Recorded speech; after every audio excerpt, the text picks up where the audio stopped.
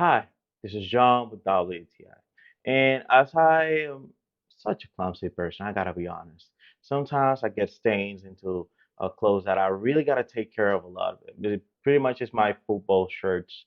I have one that a friend of mine just gave it to me the other day, and it's like really special. And this is where this OxiClean stain remover comes into place. And it's a white shirt, but at the same time has some tints, and the last thing that I want to do is just add something with chlorine or something that's going to add bleach. Well, this stain remover, I can just add it, no problem, without being mindful about those situations of maybe getting those colors into different places. And it just works wonders. So you just spray it on the stain, let it dry, let it sit there for a good moment, then rinse it or go into your washing machine, and it's good to go. It's not does have no fragrance at all, so it's not gonna add nothing, or it could be something that could be harmful for your fabric. And it's overall a OxiClean. It's just a great product.